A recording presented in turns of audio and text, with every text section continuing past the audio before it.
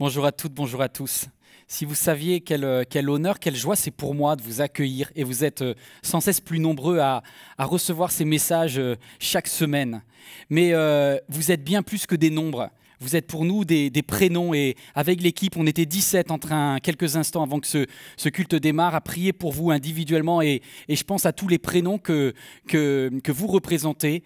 Je vois une femme qui va peut-être pas dans un moment facile et qui est en train de se dire je vais me connecter, je vais voir si Dieu a un message pour moi et je voudrais que tu puisses recevoir de Dieu un encouragement aujourd'hui. Je pense à un papa qui est avec ses enfants en train de regarder en cet instant ce moment, que le Saint-Esprit puisse venir te toucher, qu'il y ait la joie qui descend dans ta maison et particulièrement une pensée émue ce matin pour vous tous qui avez vu que le thème de ce message, c'est « Même si ma santé m'abandonne ». Et pour certains, vous vivez un moment difficile de votre vie. Perdre des forces physiques, c'est incroyablement déstabilisant. Et ce message, j'ai qu'une seule prière, c'est qu'il soit comme une bouffée d'oxygène, comme une bouée que le Saint-Esprit vous jette et qui vous permet de sortir de cette période où vous avez l'impression de vous noyer, alors que ça soit de l'oxygène, que ça soit de l'aide qui vienne, un réconfort divin. En tout cas, pendant un instant, juste savourer la présence de Dieu. Il est là, ce message, il est pour toi qui regardes maintenant. Et laisse le Saint-Esprit venir. Il est fort, il est puissant, il est capable d'agir maintenant. Célébrons-le. Dieu, tu es ma force et mon chant. Chaque jour, je me confie en toi. Le Tout-Puissant, mon Sauveur, règne aux cieux. Dieu, tu es ma force, mon appui, mon réconfort et mon plus tendre ami, le rocher qui protège ma vie. Malgré les ténèbres et les dangers qui m'entourent, je lève les yeux pour accueillir ton secours. Je ne craindrai pas si tu veilles sur moi.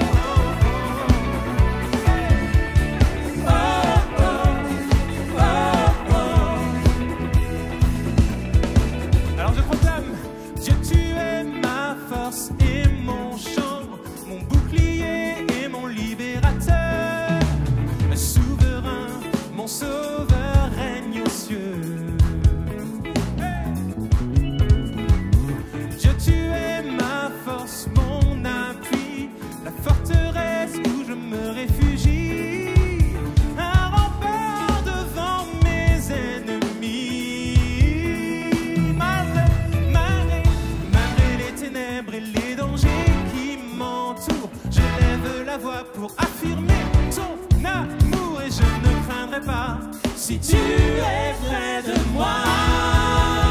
Je suis venu pour te rencontrer, pour proclamer que tu es fort et puissant. Ne peut te résister, sois glorifié. Dieu, tu es fort et puissant. Rien n'est impossible à toi.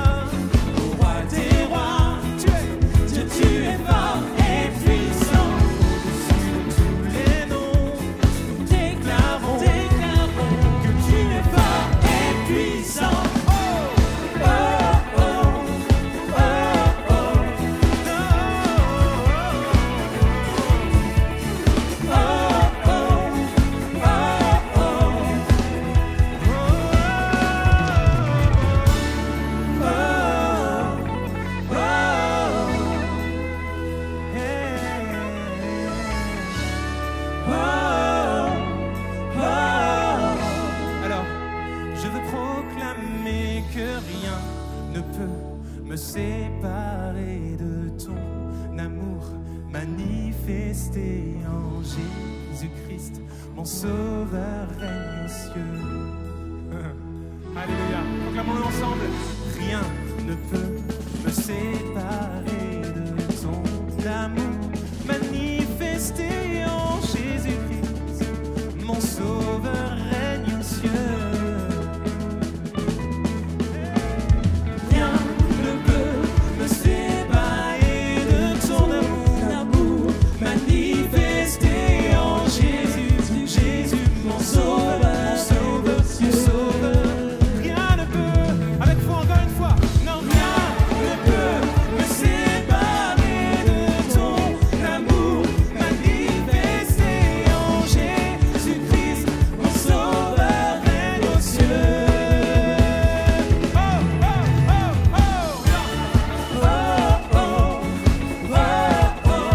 Si tu le crois, proclame avec nous.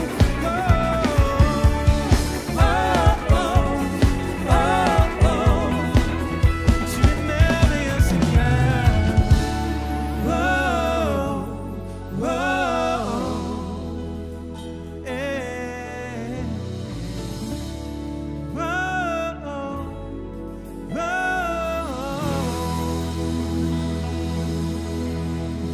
Oh, merci Seigneur pour ta grâce et ta présence.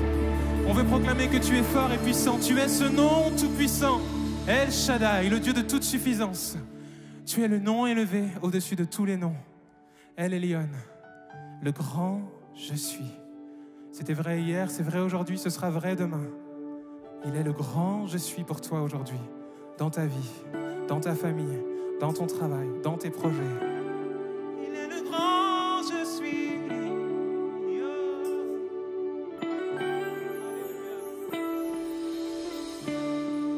Je désire être près, près de ton cœur. Les cieux deviennent vrais, la mort un mensonge. Je veux entendre la voix des anges, chantant ensemble. Alléluia, Saint, oui très saint, Dieu tout-puissant, le grand je suis, qui est digne de n'est comme toi, Dieu tout-puissant, le grand je suis. Tu es le grand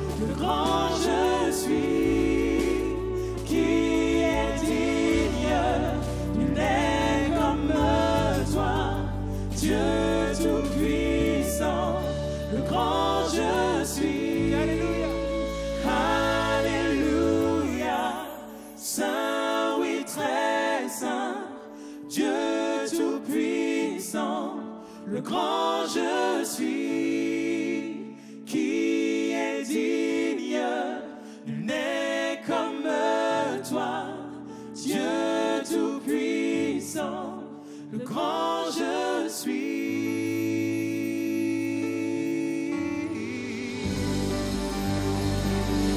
Là où tu es, élève le nom de Jésus, le grand je suis.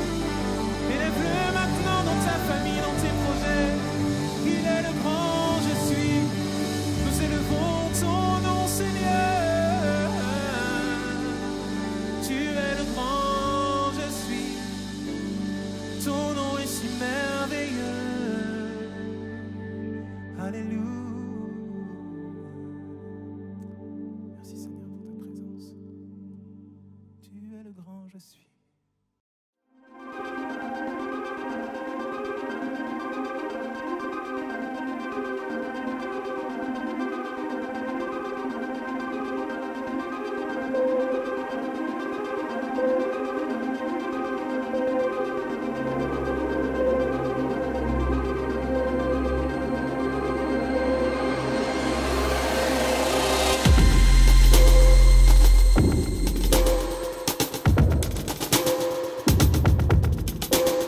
Avez-vous déjà vécu ce sentiment désagréable de la solitude? À moins que vous l'ayez choisi, dans ce cas-là ça va, mais la solitude est souvent subie. Et c'est extrêmement douloureux, notamment lorsque c'est vos amis qui vous quittent, c'est ce que l'on a vu la semaine dernière, et je vous invite à regarder cette vidéo si vous n'étiez pas là. Mais c'est aussi terriblement déstabilisant que de voir nos forces physiques, lorsque c'est notre corps qui nous trahit, notre santé qui nous abandonne. Et c'est le thème d'aujourd'hui. Je voudrais vous parler de cet apôtre Paul, ce héros, ce champion, cet homme incroyable, mais qui pourtant a traversé des épreuves d'un point de vue physique terribles. Il dit au livre des Corinthiens, il écrit personnellement, il leur dit « Vous savez, j'ai été en prison. J'ai essuyé infiniment plus de coups que vous. J'ai vu la mort de près. 5 fois, j'ai reçu les 40 coups moins 1. 3 fois, j'ai été fouetté. 1 fois lapidé. J'ai vécu 3 naufrages. J'ai passé 1 jour et 1 nuit dans la mer. J'ai connu bien des travaux et des peines, des nombreuses nuits blanches. Je pense à quelqu'un qui est en train de faire des insomnies en cet instant. J'ai vécu la faim, la soif, des nombreux jeûnes. Et là, ils n'étaient pas tous volontaires. Le froid, le manque d'habits, etc. Jamais seul. Même si ma santé m'abandonne, c'est le thème d'aujourd'hui. En effet, Paul, au moment où on va lire dans Actes au chapitre 14, il est en train de vivre son premier voyage missionnaire. Donc il est encore assez jeune, assez frais. Peut-être pour certains, diraient, voilà, il est dans la quarantaine, t'as du jus, t'as de la motivation. Et pourtant, il va s'en prendre, mais terriblement dans sa santé. Alors je dédie ce message à toute personne, un homme, une femme, qui soit jeune ou moins jeune, et qui souffrent aujourd'hui physiquement. Moi, à l'heure actuelle, je ne vis pas ça. J'ai connu des moments plus difficiles dans ma vie, mais la souffrance physique est quelque chose dont je suis épargné au moment où je vous parle. Et merci pour vos prières. Mais je sais, parce que la vie est faite de montagnes russes, que l'on passe tous par des trous de souffrance physique. Et Jésus lui-même, notre Seigneur, notre bien-aimé Sauveur, a été méprisé, délaissé par les hommes, homme de douleur, nous dit Ésaïe 53, habitué à la souffrance, il était pareil à celui dont on détourne les regards. Alors accroche-toi, ne détourne pas le regard, regarde parce qu'aujourd'hui, il y a quelque chose pour toi. Alors on va lire ensemble dans le livre des Actes des Apôtres à partir du chapitre 14 et du verset 1er. Venez avec moi. À Iconium, Paul et Barnabas se rendirent aussi à la synagogue des Juifs et ils y parlèrent de telle sorte que beaucoup de Juifs et de non-Juifs devinrent croyants. Mais les Juifs qui avaient refusé de croire, ils suscitèrent chez les non-Juifs de l'hostilité et de la malveillance vis-à-vis des frères. Néanmoins, Paul et Barnabas prolongèrent leur séjour dans cette ville. Ils parlaient avec assurance, car ils étaient confiants dans le Seigneur, et celui-ci confirmait la vérité du message et de sa grâce en leur donnant d'accomplir des signes miraculeux, amen, et des prodiges. Et la population, du coup, se divisa en 2. Les uns prenaient le parti des Juifs, les autres le parti des apôtres. Les non-juifs et les juifs, avec leurs chefs, s'apprêtaient à les maltraiter, et non seulement les maltraiter, à les tuer à coups de pierre. Mais ceux-ci, dès qu'ils en furent informés, cherchèrent refuge dans les villes de Lycaonie, c'est-à-dire Lystre, Derbe et les environs, et là aussi, ils annoncèrent l'évangile. À Lystre, c'est un petit peu plus tard, se trouvait un homme paralysé des pieds, infirme de naissance. Il n'avait jamais pu marcher. Il écoutait les paroles de Paul et l'apôtre Paul fixa les yeux sur lui et voyant la foi qu'il avait pour être guéri, il lui commanda d'une voix forte, « Lève-toi, tiens-toi debout sur tes pieds. » Et d'un bond, il fut debout et se mit à marcher. Je ne peux pas vous entendre, mais j'ai envie juste de dire un énorme amen à cela. En tout cas, sois conscient qu'il y a un combat qui concerne ta santé. C'est le premier point aujourd'hui. Il y a un combat qui concerne ta santé, sois-en conscient. Grand A, le conflit est d'abord spirituel. Le conflit est d'abord spirituel. En effet, dès que des avancées vont avoir lieu dans ta vie au niveau spirituel, des forces opposées vont se mettre en marche. Et je remarque que alors que l'apôtre Paul est en train de rentrer dans son appel, je fais un petit flashback. La semaine dernière, je vous ai dit quelque chose. Je vous ai dit qu'il avait un appel atypique. Alors que Pierre, Jacques, Jean ne prêchaient qu'à des Juifs et qui devenaient donc des Juifs messianiques qui acceptaient Jésus comme le Messie, Paul a reçu comme appel spécifique sur sa vie de s'adresser à des non-juifs. Et là, il rentre enfin dans son appel. Alors imaginez-vous combien ça met le diable en rage. Voilà pourquoi des forces vont s'opposer. Et il est dit que le sabbat suivant, ça c'était dans le chapitre précédent, presque toute la ville se rassembla pour écouter la parole de Dieu. Ça marche, ça cartonne. Spirituellement, ça bouge. Donc, quand ils virent cette foule, les Juifs intégristes furent remplis de jalousie et ils s'opposaient à tout ce que Paul disait en le contredisant et en l'insultant. Vous voyez, cette jalousie va provoquer de la malveillance et la malveillance, elle a une caractéristique. Quelle est la caractéristique de la malveillance? La malveillance, elle est contagieuse. Lorsque tu parles mal à quelqu'un d'une autre personne, ça finit par fausser sa propre vision. Et c'est pour ça qu'au début, il y avait simplement des Juifs intégristes, mais ils arrivent à corrompre, c'est comme si le virus se répand, et même des Grecs, des non-Juifs, finissent par changer de vision sur Paul et devenir hostiles. L'hostilité et la malveillance va augmenter. Au verset 3, accrochez-vous, il est dit « Néanmoins, Paul et Barnabas prolongèrent leur séjour dans la ville. » Tiens, c'est intéressant.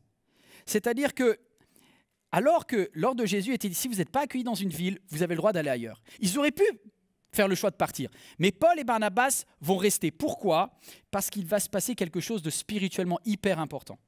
Il nous est dit la raison de pourquoi ils ont pu tenir, car ils étaient confiants dans le Seigneur et celui-ci. C'est-à-dire qu'eux, ils faisaient leur part et Dieu faisait sa part, c'est-à-dire il leur donnait d'accomplir des signes miraculeux et des prodiges. Donc, quand tu fais face à une coalition spirituelle, là c'était des Juifs et des Grecs qui s'opposent au message, tu peux te sentir très seul, sauf si tu te rends compte que Dieu est avec toi. Et dans ce cas-là, en voyant les miracles de Dieu, tu dis « Waouh, je ne suis pas seul, spirituellement, Dieu est avec moi. Dieu est ton meilleur allié. » Je voudrais que ça s'affiche, n'oublie jamais que Dieu est ton allié. Et c'est ce qui se passe, alors tu peux tenir. Mais bien sûr, vous voyez venir, étant donné que spirituellement, l'apôtre Paul est trop fort, alors l'ennemi va changer de stratégie. Grand B, le combat devient physique. Le combat devient physique. Et la tension, en fait, va changer de forme. Je voudrais juste vous expliquer cela, c'est comme si c'est des vases communicants. Vous savez, on parle souvent du corps, de l'âme et de l'esprit. C'est vrai qu'on peut les séparer, mais ils sont interconnectés. Et si jamais l'adversaire n'arrive pas à gagner la bataille spirituellement contre ton esprit, il peut être tenté, en tout cas c'est ce qui va se passer en l'espèce, d'attaquer ton corps. Et il va essayer d'attaquer le corps de Jésus, de Paul. Et c'est Jésus qu'il essaye de taper à l'intérieur. La population de la ville se divisa en deux camps. Très intéressant. Il y a une radicalisation des blocs face à l'impuissance spirituelle de l'hostilité des méchants. Ils sont impuissants spirituellement. Alors, ils décidèrent de les maltraiter et ils tentèrent de les lapider, de les tuer à coups de pierre, d'attaquer leur corps. Et là, le verset 6 nous dit, à ce moment-là, Paul dit, on arrête. Verset 6, il dit, ils cherchèrent refuge. Les disciples cherchèrent refuge. Exfiltration. Ouais, mais est-ce que c'est pas un manque de foi? Ils ont dû avec eux, ils ont qu'à dire au nom de Jésus, aucun mal ne m'atteindra, aucune flèche ne pourra m'atteindre. Non, si tu veux, tu es aussi responsable de ta santé. Bien sûr que parfois, Dieu nous aide alors que l'ennemi s'acharne contre nous et il peut nous donner une protection spéciale. Mais là, honnêtement, le miracle, compter sur le miracle de Dieu ne te dispense pas de chercher du repos. Compter sur le miracle de Dieu ne te dispense pas du bon sens, ne te dispense pas de prendre soin de ta santé.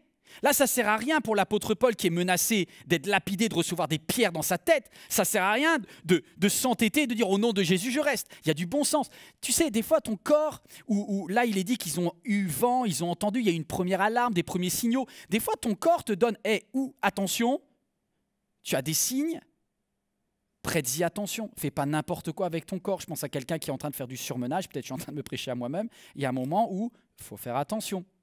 Tu as des alarmes, mets-toi un peu en retrait, prends du repos. Je ne sais pas si ça parle à quelqu'un. Prends du repos. C'est sage de prendre du repos. Dieu avait mis par exemple le principe le 7e jour, tu te reposes. Si tu ne prends pas ces gardes-là, ne demande pas à Dieu de faire des miracles. Ok? C'est clair? Alors je peux aller un petit peu plus loin. Et ils vont donc partir dans une autre ville qui s'appelle Lystre. Et à Lystre, il y avait un homme paralysé des pieds. Depuis toujours. Il n'avait jamais marché. Infirme de naissance, je vous ai dit. Jamais marché. Et l'apôtre Paul le croise. Et c'est très intéressant parce que l'apôtre Paul est à l'heure actuelle menacé de mort. Au moment où il arrive à Lystre, il vient de fuir une ville dans laquelle il est menacé de mort. Mais au lieu de penser à lui-même et à sa santé, qu'est-ce qui va se passer, est-ce qu'ils vont me faire quelque chose, etc., il se focalise sur celui qui va le plus mal, c'est-à-dire cet homme paralysé.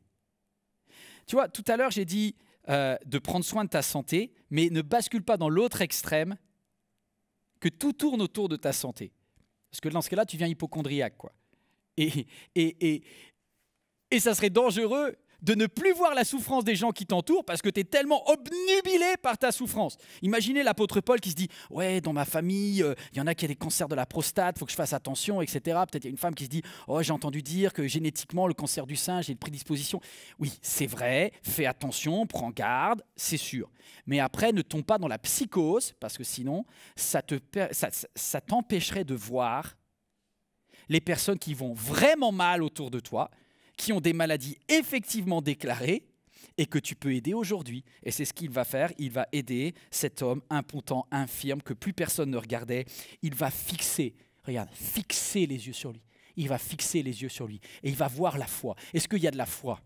Je ne peux pas te voir devant ton écran, mais est-ce qu'il y a de la foi chez toi? Est-ce que tu es prêt à dire Dieu, dis seulement un mot? Waouh! Et c'est ce qui va se passer. Et l'apôtre Paul va regarder cet homme et va lui dire, j'ai une bonne nouvelle à t'annoncer. Lève-toi et marche au nom de Jésus. Waouh! Et d'un bond, il se leva. C'est extraordinaire. Vous savez, je lisais cela sur Wigglesworth. Il disait, lorsque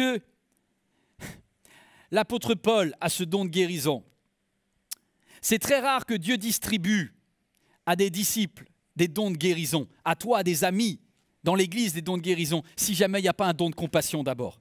Il faut aimer les gens. Il faut être capable de ressentir leur souffrance. Et alors, Dieu dit, puisque tu prends soin et tu te focalises sur la souffrance des autres, alors Dieu te donne particulièrement un don de guérison parce qu'il sait que tu vas l'utiliser pour le bien des autres et non pas pour toi-même. Alors, je vais basculer, si vous voulez bien, dans la deuxième partie. On lit ensemble les versets 11. Verset 11.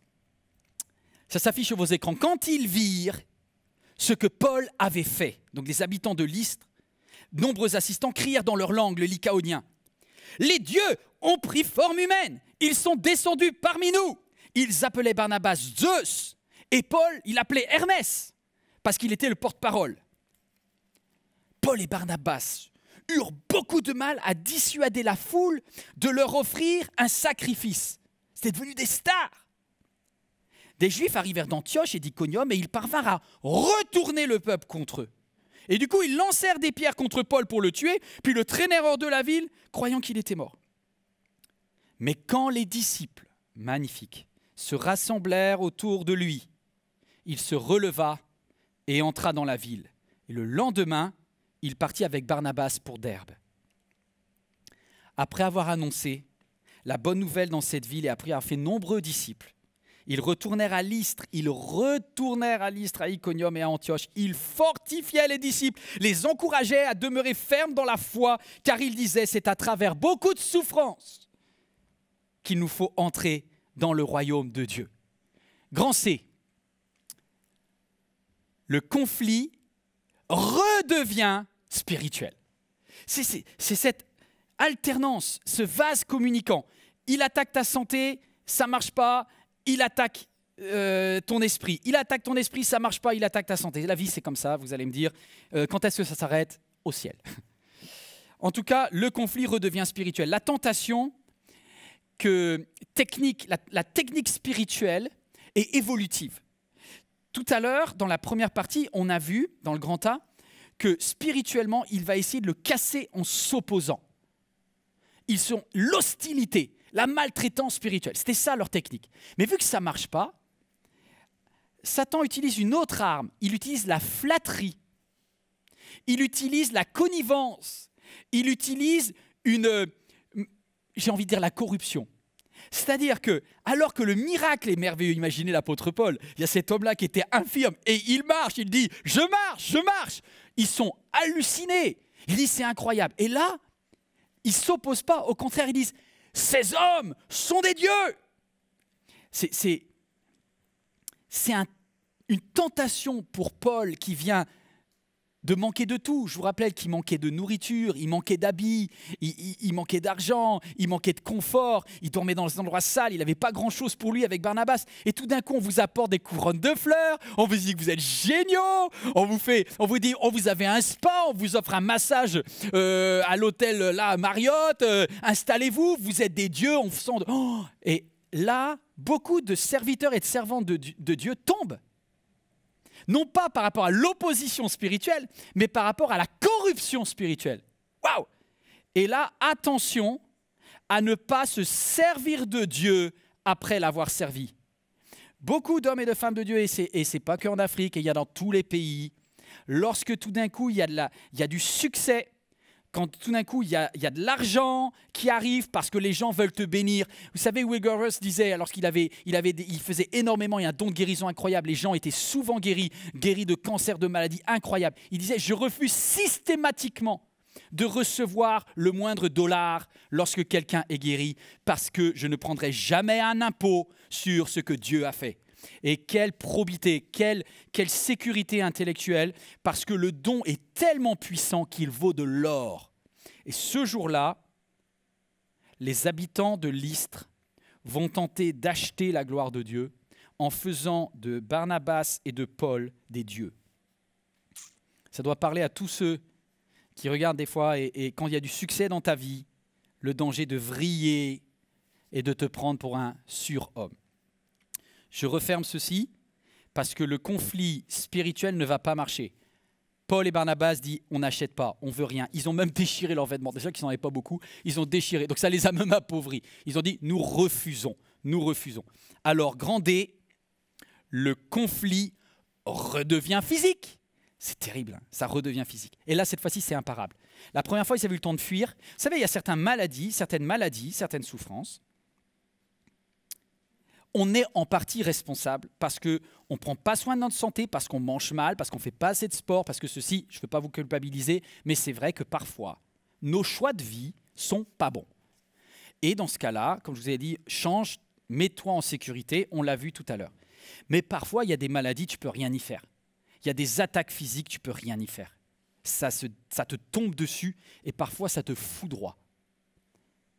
En quelques instants, la foule qui les portait aux nus est retournée par un groupe de manipulateurs et commence non pas à leur lancer des fleurs, mais à leur lancer des pierres. Et une première pierre vient frapper un os de l'apôtre Paul, un peu de sang explose, il a des bleus, clac, clac, ça commence à tomber de partout, et une violence infernale, une spirale terrible, en quelques instants. Et là, je me dis, mais Dieu, pourquoi tu permets une horreur physique? Et je sais quelqu'un à qui je parle maintenant, c'est pour toi que ce message existe. Tu viens peut-être d'apprendre une nouvelle, mais épouvantable. Tu ne l'as pas vu venir. et tu dis, Dieu, pourquoi? Et je pense, l'apôtre Paul, lorsque les pierres arrivent, il dit, mais c'est quoi? D'où ça vient? J'ai cette phrase que je voudrais te donner. Dieu n'enlève pas la mer Rouge devant ses enfants. Il n'enlève pas non plus tes souffrances, mais il te permet de les traverser. Je ne sais pas si on arrive à prononcer cela. Dieu n'enlève pas la mer Rouge. Il n'a pas enlevé la mer Rouge devant Moïse. Ils ont dû la traverser, mais ils ont réussi à la traverser. Tu la traverseras. Et c'est ce message que j'ai sur mon cœur. En tout cas, l'apôtre Paul est laissé pour mort. Il dit, ils vont pas seulement le lapider, ils vont le traîner. Mes amis, à l'époque, ils savaient ce que c'était la lapidation. Et l'apôtre Paul était évidemment inconscient. Moi, je pense, en lisant un petit peu plus loin dans 2 Corinthiens 11, qu'il a fait même une expérience de mort imminente. Je ne sais pas si vous connaissez ces EMI. C'est le cerveau qui décroche du corps. Et il y a une déconnexion entre l'esprit, entre l'âme et le corps. Et l'apôtre Paul va dire un petit peu plus loin qu'il a fait une expérience assez folle.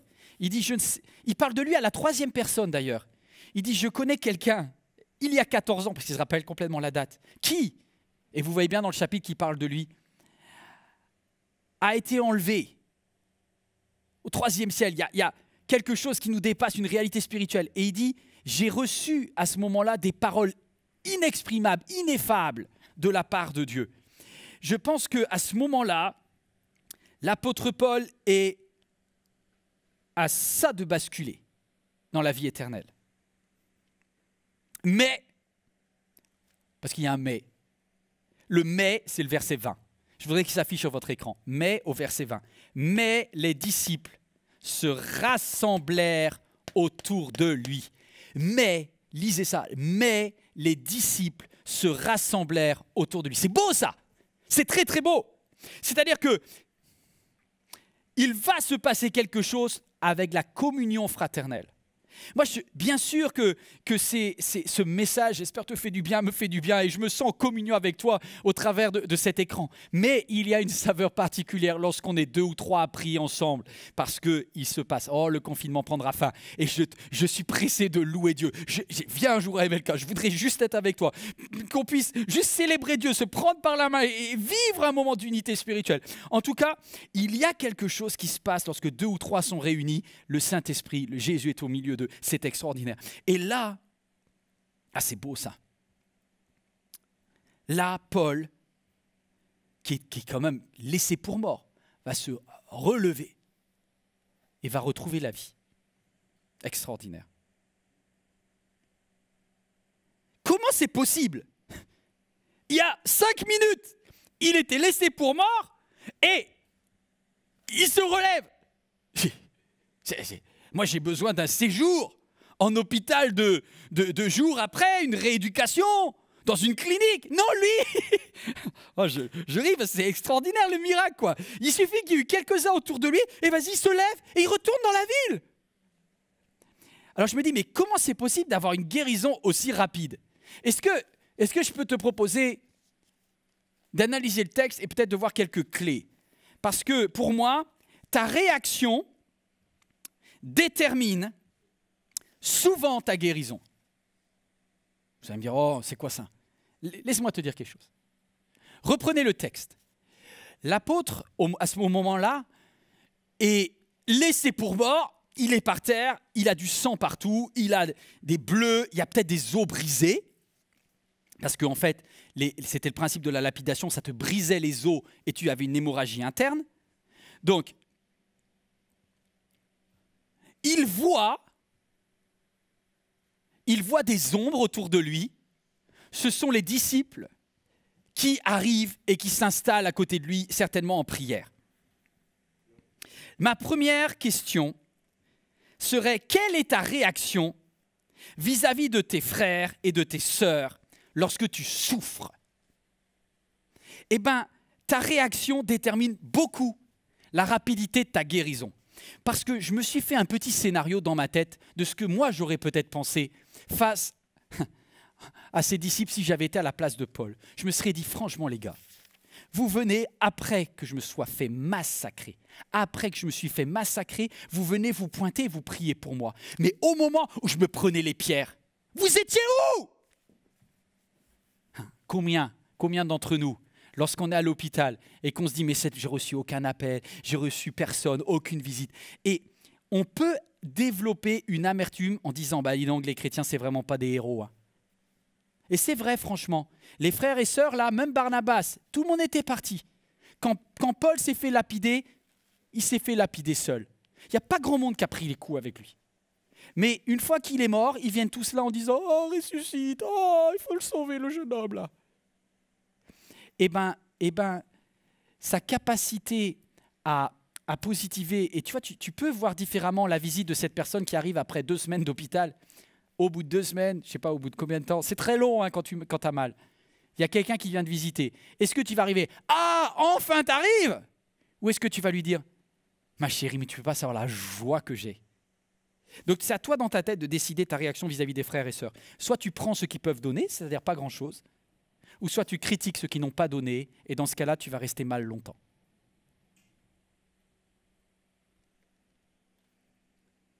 Et finalement, ces frères et sœurs, ils ne sont pas des héros de la foi, hein. Ils ont tous fui quand l'apôtre Paul se prenait les coups.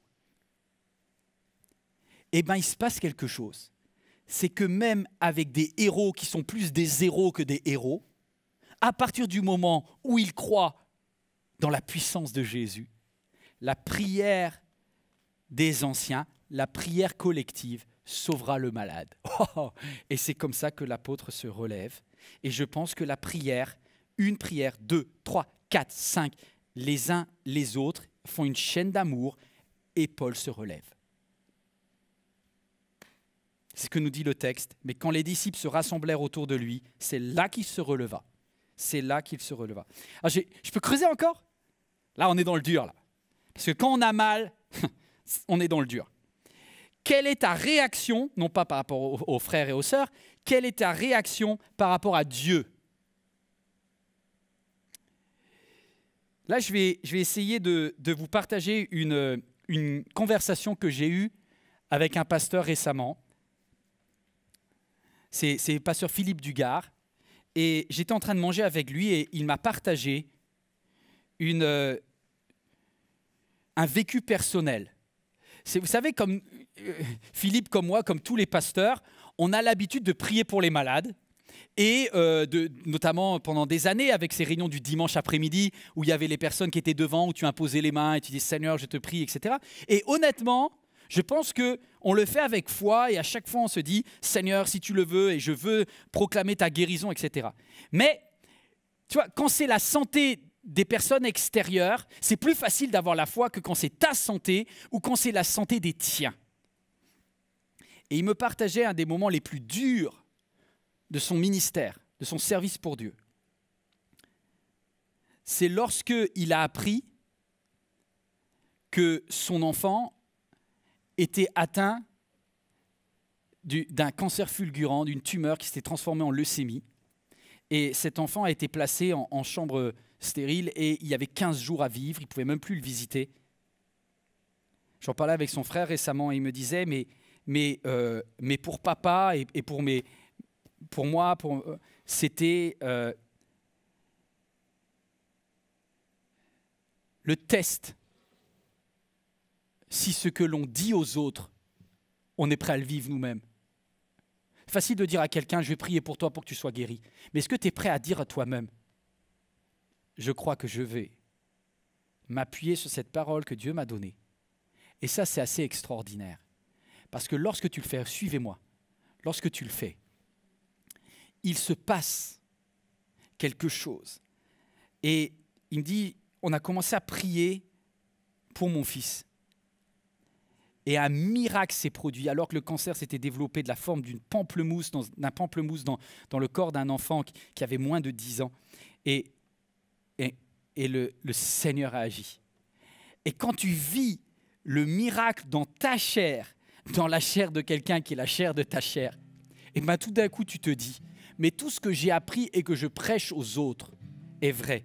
Moi je me suis mis cette phrase et j'aimerais que tu te la poses toi-même. Crois-tu toi aussi que tu peux vivre le miracle que tu prêches aux autres? Crois-tu que toi aussi tu puisses vivre le miracle que tu prêches aux autres? Face à Dieu, t'en es où? Je termine ce point avec ce qu'il y a peut-être de plus extraordinaire. Déjà, c'est fort. C'est fort. Mais il y a quelque chose d'encore plus extraordinaire. Paul se relève. Et moi, je me mets à sa place. À ce moment-là, je vois cette ville dans laquelle j'ai été adoré, puis massacré. Mais j'ai envie de les maudire. Et j'ai envie de me, pardonnez-moi l'expression, mais de me barrer. J'ai envie de dire, mais vous ne voulez pas de Dieu? Mourez dans vos péchés. Je ne reviens plus jamais. Mais non. Il est dit que Paul retourna à Lystre. C'est-à-dire que Paul, alors que ses genoux craquent et claquent, alors que ses os se remettent, alors qu'il a encore certainement les bleus, les marques, les traces, il dit, je vais retourner dans la ville. Et là, je me dis, non, mais il est fou. Non, il n'est pas fou. Et j'ai quelque chose pour toi. Moi, je me parle à moi-même. Je ne sais pas si c'est pour quelqu'un là, mais je me parle à moi-même. Des fois, il faut affronter tes peurs. Et la peur doit changer de camp. C'est pas à toi d'avoir peur pour ta santé. C'est à l'ennemi d'avoir peur. Parce qu'il est en train de toucher un enfant de Dieu. Et ça se fait pas. Il prend des risques. Et je peux vous dire que quand Paul est rentré dans la ville de Lystre, rebâti par le Saint-Esprit, et qu'il a commencé à regarder alors, aux fenêtres, les volets devaient commencer à se fermer parce que quelqu'un ne voulait pas recroiser le regard. Quelqu'un qui avait lancé une pierre. Et il devait se dire, mais cet homme-là est un vrai Dieu en fait. Parce qu'on l'a laissé pour mort il y a 2 heures. Le gars, il arrive, c'est un fantôme. Et c'est marrant parce que la peur, elle change de camp. Même ta santé physique est entre les mains de Dieu. Et Satan ne peut rien faire contre ta santé là où Dieu dit stop. Vous savez, Dieu permet que notre santé soit abîmée. Et on en parlera tout à l'heure. Mais il y a un moment où Dieu dit stop. Je rebâtis ce que Satan veut détruire. Et il y a une reconstruction extraordinaire, mais ça va te demander une chose. Ça va te demander d'affronter tes peurs. Vous savez, moi, la première opération que j'ai eue, j'étais en 5e, elle a été assez traumatisante. Ils ont raté l'anesthésie et j'étais ouvert sur plus de 12 cm. Et j'ai développé une phobie de l'hôpital. Une phobie de l'hôpital. Et quand tu me dis que je dois aller à l'hôpital, alors je suis marié avec une infirmière, c'était vraiment pas une bonne idée, mais je sais pas comment ils font. Bravo les infirmières, vous êtes remarquables. Les médecins, vous tous, les personnels hospitaliers, les aides-soignants, les brancardiers, que Dieu vous bénisse. Mais moi, j'ai une phobie de l'hôpital. Et le problème, c'est que lorsque tu as vécu quelque chose de douloureux quelque part, le risque, c'est que tu ne veuilles plus jamais y aller. Puis il y a un moment où je me suis dit, il faut que tu re-rentres dans la ville. Il faut que tu affrontes ta phobie. Il faut que tu fasses face à ceux qui te font peur. Et c'est là où il y a un tournant. En tout cas, moi, je choisis de confronter mes phobies et ma santé entre les mains de Dieu.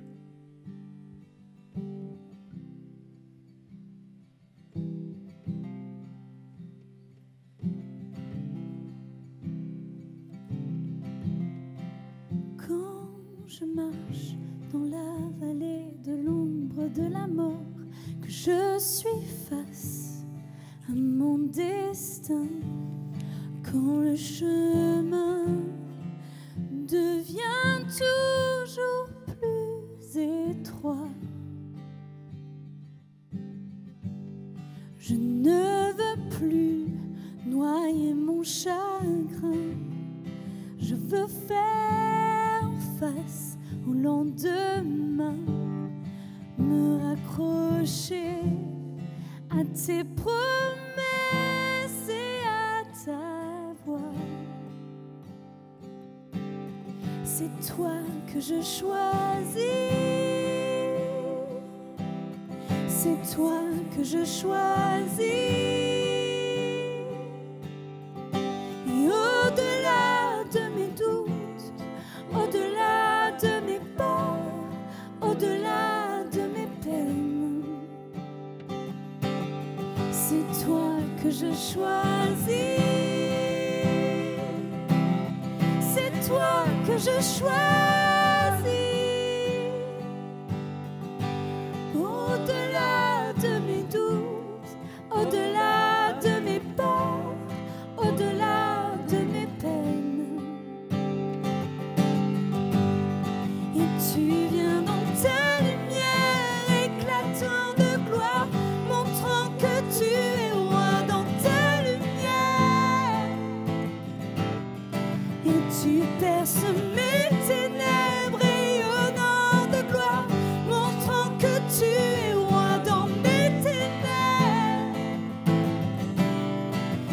Tu viens dans ta lumière éclatant de gloire, montrant que tu es roi dans ta lumière.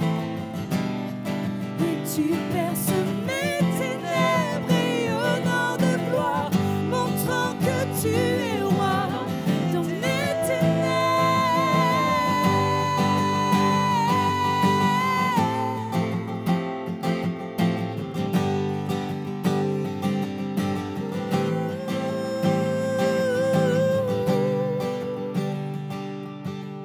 C'est toi que je choisis, c'est toi que je choisis. Et au-delà de mes doutes, au-delà de mes peurs, au-delà de mes peines, c'est toi que je choisis. C'est toi que je choisis. Au-delà de mes doutes, au-delà de mes peurs, au-delà de mes peines, c'est toi que je choisis. Je peux te dire que si c'est ton cri en cet instant, Dieu l'entend. Et moi, je suis bouleversé. Je crois que, avant de te quitter, je veux te lire ce qui va se passer dans Acte 16. Parce que tu dois être conscient. Tout à l'heure, le grand 1, c'était que le combat existe par rapport à ta santé, mais sois conscient cette fois-ci que Dieu protège ta santé. Ta santé est entre les mains de Dieu. Alors ensemble, on va lire le verset 16. Un jour que Paul et Silas se rendaient dans un lieu de prière, une esclave vint à leur rencontre. Elle avait un esprit de divination et ses prédictions procuraient de grands revenus à ses maîtres. Elle se mit à nous suivre, Paul et nous, en criant à tue-tête « Ces hommes sont les serviteurs du Dieu Très-Haut et ils annoncent le chemin du salut. Ces hommes sont les serviteurs du Dieu Très-Haut et ils annoncent le chemin du salut. » Et elle fit cela pendant plusieurs jours de suite. À la fin, Paul, excédé, se retourna et dit à l'esprit « Je te l'ordonne, au nom de Jésus-Christ, de sortir de cette femme. » Et à l'instant même, il le quitta. Lorsque les maîtres de l'esclave s'aperçurent que leur espoir de gain s'était évanoui, ils se saisirent de Paul et de Silas et les traînèrent sur la grande place de la ville devant les autorités. Ils présentèrent aux magistrats romains, ils portèrent plainte contre eux en ces termes. Ces gens-là sont des Juifs qui jettent le trouble dans notre ville. Ils cherchent à introduire ici des coutumes que nous, qui sommes Romains, nous n'avons pas le droit d'accepter ni de pratiquer. Et la foule se souleva contre eux. Alors les magistrats leur firent arracher les vêtements et ordonnèrent qu'on les batte à coups de bâton. Et on les roua de coups, on les jeta en prison. Le gardien, qui reçut même l'ordre de les surveiller de près pour se conformer à la consigne, il va aller jusqu'à les enfermer. Il les enferma dans le cachot le plus reculé et attacha les pieds dans des blocs de bois. Moi, je serais KO, mais voici comment Paul réagit au verset 25. Vers le milieu de la nuit, Paul et Silas chantaient, priaient et chantaient les louanges de Dieu. Et les prisonniers les écoutaient. Amen. Waouh! Vous savez, à chaque fois, c'est pareil. Le conflit est spirituel et ça bascule en physique. Mais ça rebascule en spirituel. Je suis étonné quand même. Est-ce que vous avez remarqué dans ce grand tas, le conflit est spirituel, que le soldat que Satan va envoyer, il n'a pas le look que j'aurais anticipé, tu vois. Les attaques spirituelles, c'est à chaque fois, c'est la même chose, mais il repackage. Et là, l'ennemi va essayer de bloquer l'évangélisation, va essayer de bloquer le fait que la parole de Dieu se répande dans la ville de Philippe. Là, on est en Grèce cette fois-ci, en envoyant non pas un barracuda, mais en envoyant une femme esclave qui ne va pas s'opposer. Elle va même promouvoir.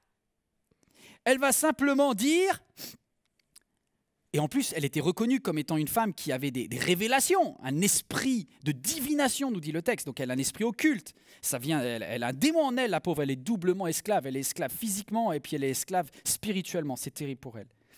Et donc, je remarque qu'elle n'a pas la capacité d'impacter l'intérieur. Est-ce que tu sais que ton esprit est inattaquable? Mon esprit et l'esprit de Dieu sont en communion. Lorsque tu es une enfant de Dieu, lorsque tu es un enfant de Dieu, ton esprit et l'esprit de Dieu sont en communion. Ça ne peut pas être partagé. Il ne peut pas y avoir de... Quand un esprit mauvais vient, il n'est que extérieur. Et c'est pour ça que cette femme, elle va crier autour d'eux, mais elle ne peut pas rentrer dans la tête de Paul. Aucun de nos esprits mauvais ne peut rentrer à l'intérieur de toi lorsque tu es en connexion avec l'Esprit de Dieu. Ce n'est pas possible. C'est extraordinairement important d'avoir fait la paix avec Dieu et d'avoir placé Jésus comme Seigneur et Sauveur. Son esprit atteste que tu es un enfant de Dieu et le Saint-Esprit communique avec ton esprit et tu es en sécurité. L'intérieur est inviolable. Mais ça n'empêche pas ce démon et cette femme possédée de tourner autour. Et ils peuvent tourner autour de toi et c'est déjà très énervant parce que ça va le fatiguer. Ça va le fatiguer, ça va l'user, ça va l'épuiser. Cette femme, en longueur de journée, elle va crier « C'est ça, c'est le serviteur du Très-Haut, il vous apporte le chemin du salut, le message du salut, c'est ça, c'est le serviteur du Très-Haut !» Le premier jour, tu peux dire « Bon, c'est gentil ». Le deuxième, tu dis « Elle est lourde ». Et le troisième, tu dis « Ça commence à aller plus du tout là ». Parce que même la foule commence à être fatiguée par ça, donc les gens se retirent certainement. Donc, il ne peut plus exercer son ministère. La technique du diable, elle est étonnante, quoi.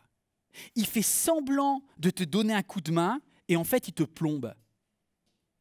Spirituellement, parfois, l'adversaire ne viendra pas frontalement, mais il viendra par derrière en essayant de te pousser en avant plutôt que de te tirer en arrière. C'est incroyable, hein? La technique du diable, elle est sans cesse d'une... Son but, c'est de brouiller ton message. Il va même tenter, c'est un peu pareil que dans l'histoire de Lystre, qui dit on va faire un deal 50-50, 50-50. Et l'apôtre Paul, à un moment, il dit hey, on arrête là. Et il parle à l'esprit, à l'intérieur de cette femme, et il dit sors de cette femme, et à l'instant même, cette femme va être délivrée. Alors je me pose une question, je ne sais pas combien de jours, il dit plusieurs jours, 2, 3, 4, 5, je ne sais pas combien de jours.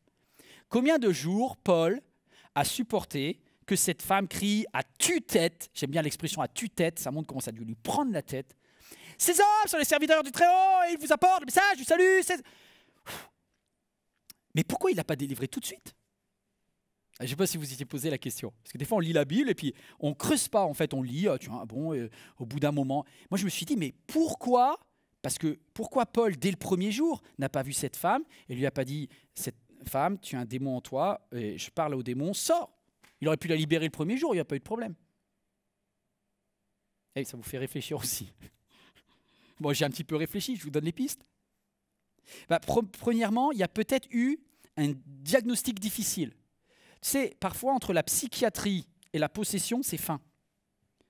Et Dieu nous a donné comme mission, Jésus, avant de partir au ciel, il a dit « En mon nom, voici les signes qui accompagneront ceux qui auront cru. En mon nom, ils guériront les malades et ils chasseront de nombreux mauvais esprits. » Donc ça fait partie des choses que Dieu nous a dit. Mais aujourd'hui, on a des hôpitaux psychiatriques, quelque chose de genre, où il peut y avoir des personnes qui sont internées pour une maladie purement mentale, mais certains, c'est pour une maladie qui n'en est pas une, c'est juste une possession spirituelle. Je ne dis pas que toutes les maladies mentales sont spirituelles, mais je dis que ce n'est pas évident de faire un diagnostic. Et peut-être qu'au début, l'apôtre Paul, c'est une conjecture, a mis un petit peu de temps à discerner ou pas. Possibilité. Je ne l'affirme pas, je dis c'est une piste. Deuxième piste possible, c'est que l'apôtre Paul ait considéré que cette femme ne faisait pas partie de sa mission de délivrance. Vous savez, c'est comme Jésus, c'est choquant ça, mais tu ne peux pas sauver le monde entier. Tu es obligé de focaliser.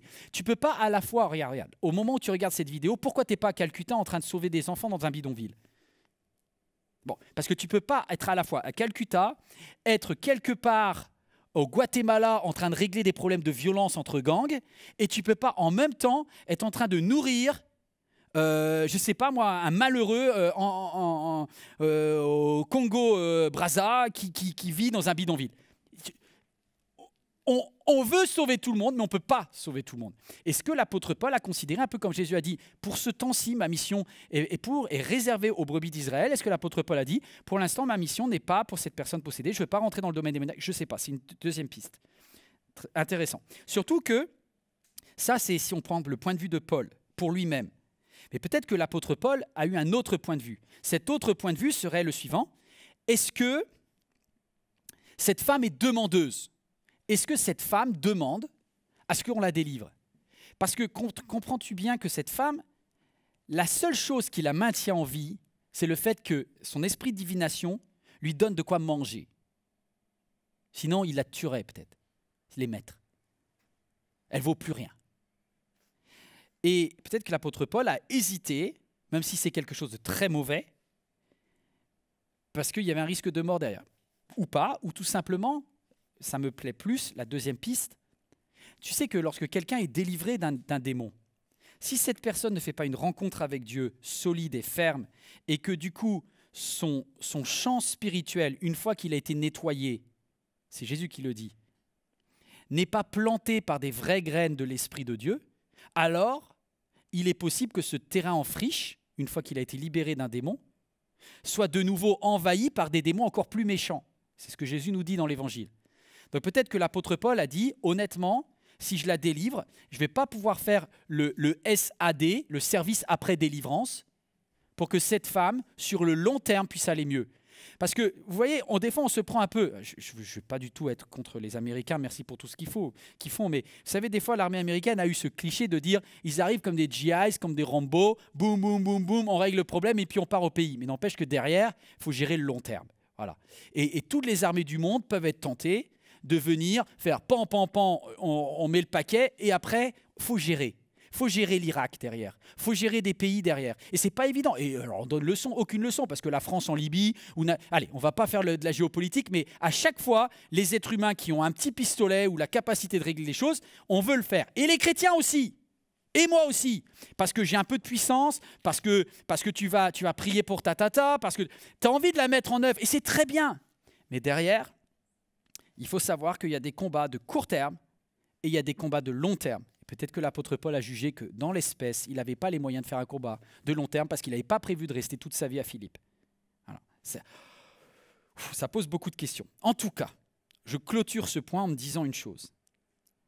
C'est que les démons ne se sont pas opposés frontalement à lui, ils ont eu cette technique de l'user. Et je voudrais que ça s'affiche sur vos écrans. L'objectif des démons est de t'user par des bruits dans ta tête, de te fatiguer. Ils ne peuvent pas rentrer dedans, mais ils peuvent faire du bruit dehors et ça t'énerve. De te fatiguer par des luttes pénibles afin de te faire dévier de ta vraie mission. De te faire dévier de ta vraie mission. Et je conclus avec le conflit redevient physique. Grand B pour terminer. Le conflit redevient physique. Verset 19, c'est un déchaînement de violence. Un peu moins que le déchaînement de violence que l'on a vu dans Acte 14 à Lystre, mais c'est quand même assez terrible. Si je fais une étude, dans ma famille, il y a beaucoup de professeurs de français, alors je voudrais juste leur dédier cette analyse des champs lexicaux et puis des verbes. On a une avalanche de verbes qui sont terribles, une violence inouïe. Ils se saisirent de Paul, le verbe saisir. Après, vous avez le verbe traîner. Après, vous avez la notion de humilier. Ils les ont amenés dans la grande place publique. Calomnier, ils ont dit des faussetés sur eux. Après, soulever la foule. Après, arracher les vêtements. Après, battre. Après, isoler dans la prison. Après, vous avez la notion de les bloquer, de les paralyser. Quand Satan t'attaque, il est organisé en fait. Des fois, on ne prend pas la notion des attaques spirituelles. Dans le domaine physique, on ne voit pas que des fois, il y a quelque chose de spirituel. La Bible dit, vous n'avez pas à lutter contre la chair et le sang, mais contre des puissances, des autorités dans les lieux célestes. Même moi, je me parle à moi-même alors que je suis en train de vous donner ce message. Je dis, mais des fois, mais Yvan, mais si seulement tu voyais ce qui se passe, non pas là, dans cette petite enveloppe-là, mais que tu voyais ce qui se passe dans les lieux célestes, tu te tromperais pas de combat. Tu ne te tromperais pas de combat. Et là, il ne se trompe pas de combat. Et je pense que l'apôtre Paul, il va répondre de la meilleure façon qui soit. Vous savez comment il va répondre à la douleur? Par de la louange. Il est énorme. Avec son collègue Silas, il nous a dit qu'ils se sont fait arracher leurs vêtements. Je ne sais pas, mais pour un homme nu, battu. Tu sais que, alors je ne vais pas aller là-dedans, mais c'est que quand quelqu'un est battu, qu'il est nu, etc., souvent, il ne peut même pas retenir ses selles. Ils doivent être dans un état dégoûtant, en fait. Et là, au lieu de s'effondrer psychologiquement et spirituellement, ce qui serait tout à fait normal, Paul et Silas, n'arrivant pas à dormir, c'est pour vous dire, ils ont été tellement tabassés, alors qu'ils sont épuisés, ils ont tellement été tabassés qu'ils n'arrivent pas à dormir. Alors ils disent, non mais attends, ils nous ont tabassés, ils nous ont humiliés, ils nous ont fracassés, ils nous ont bloqués. Ils ont bloqué nos pieds, mais ils ont fait une erreur, ils ont oublié de bloquer nos langues. Et tant qu'on a nos bouches, on peut louer. Et alors, ils vont se mettre à chanter en plein milieu de la nuit dans le cachot le plus reculé. Ça, c'est surréaliste. T'imagines les prisonniers de droit commun, il y a des méchants, il y a des violeurs, il y a des baraqués, il y a des faux, il y a des tout. Et ils entendent une petite musique de 2 gars qui chantent dans la nuit. C'est Paul et Silas qui disent « Je t'aime, Jésus. Dieu, tu es grand. Tes œuvres sont parfaites. Tu es magnifique. Tu es merveilleux. » Et vous savez que l'apôtre Paul, j'ai oublié de vous dire ça, je ne sais pas si vous êtes capable de recevoir cela en cet instant, mais l'apôtre Paul a découvert des principes dans la souffrance que moi, je n'ai pas. Je voudrais que ça s'affiche. 3 principes, c'est le réconfort du Père, la fierté de Christ et le renforcement de la foi. Et je vous lis juste les versets, je ne vais même pas les commenter. Comme ça, ce n'est pas Yvan qui parle, c'est la parole de Dieu. Il dit, « Béni soit Dieu, le Père de notre Seigneur Jésus-Christ, le Père plein de compassion et le Dieu de tout réconfort. Il nous réconforte dans toutes nos détresses, afin que nous puissions réconforter ceux qui se trouvent dans la détresse, grâce à l'encouragement que nous recevons nous-mêmes de la part de Dieu. » Waouh, le réconfort du Père qui a relation avec Dieu le Père. Fierté du Christ. Ainsi, je connaîtrai Christ, la puissance de sa résurrection et la communion à ses souffrances en devenant conforme à lui dans sa mort. Et l'apôtre était fier de dire « Ah, je fais partie de la même famille de mon Sauveur parce qu'on a vécu les mêmes choses. » Et enfin, le renforcement de la foi. Et Pierre écrit ceci. Il dit « Ce qui fait votre joie, mais si maintenant, puisqu'il le faut, vous êtes pour un peu de temps attristés par diverses souffrances. Ainsi, la valeur éprouvée de votre foi, beaucoup plus précieuse que l'or qui est périssable, etc., aura pour résultat la louange, quand Christ apparaîtra. » Je crois qu'il y a de la louange qui a une saveur incomparable. Ce que je vais vous dire, je ne sais pas si vous en avez besoin maintenant, je ne sais pas si le Seigneur permet que vous écoutiez, vous regardiez cette vidéo au moment où vous êtes éprouvé physiquement. Mais il y a une clé dans la louange qui est extraordinaire. C'est un positionnement. Ce que je vais te dire, la phrase que je m'apprête à te donner est extrêmement puissante et extrêmement difficile à mettre en œuvre. Accrochez-vous, pour moi, c'est hallucinant. Paul va choisir de positionner son esprit en louange en contradiction totale avec son corps en souffrance. Il positionne son esprit en louange alors que son corps, lui, reste en souffrance. Et est-ce que vous avez déjà vu ce qu'est le principe de la foudre et du tonnerre? Est-ce que vous savez qu'est-ce qui provoque un éclair dans le ciel? Ce qui provoque un éclair dans le ciel, c'est une différence entre des ions, des particules à charge négative et des particules à charge positive. Et lorsqu'il y a trop de différence dans la charge électrique entre le négatif et le positif, il se crée une énergie folle qui ouvre le ciel. Qui ouvre le ciel. Vous avez déjà vu le tonnerre? Ça, c'est de l'énergie. C'est des transferts du négatif vers le... Vous avez vu le chant de Dena Moana, quand elle dit « Il y a transfert entre le ciel et la terre ». Ça fait un peu peur comme ça. Mais ce jour-là, dans la prison, à Philippe, c'est un éclair de feu. On peut arrêter les éclairs. C'est un éclair du Saint-Esprit. Parce que regardez ce qu'il est dit. On peut lire. Allez, on va lire, on le termine avec ça. On termine. Je vous quitte dans un instant. Tout d'un coup, un violent tremblement de terre. Il se passe quelque chose. Il y a quelque chose qui bouge. Secoua la prison jusque dans ses fondations. Toutes les portes s'ouvrirent au même instant et les chaînes de tous les prisonniers se détachèrent. Ça me fait penser à ce qui s'est passé à la croix. Le négatif et le positif sont trop loin. Le gardien se réveilla en sursaut et il vit les portes de la prison grandes ouvertes. Alors il tira son épée et il allait se tuer car il croyait que tous les prisonniers s'étaient enfuis. Mais Paul lui cria de toutes ses forces « Arrête ! Ne te fais pas de mal car nous sommes là !» Et le gardien demanda des torches, se précipita dans le cachot, tremblant de peur et se jeta aux pieds de Paul et Silas. Et puis il les fit sortir en leur demandant « Messieurs, que dois-je faire pour être sauvé ?» « Crois au Seigneur Jésus. » Lui répondirent-ils, « Et tu seras sauvé, toi et les tiens. » Ils lui annoncèrent la parole de Dieu à tous ceux qui vivaient dans la maison. Et alors même, en pleine nuit, le gardien les prit avec lui, lava leurs blessures.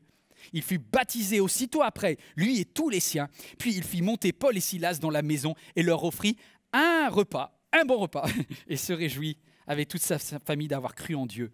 Ah, c'est hallucinant ce qui se passe. Il y a eu un transfert entre le ciel et la terre n'a pas supporté, parce que le ciel était en train de recevoir de la louange, alors la terre s'est mise à trembler, et les chaînes ont pété, et les rochers ont explosé, et les portes, poum, sont sorties des gonds, parce qu'il y avait trop de différence entre la souffrance terrestre et la louange céleste.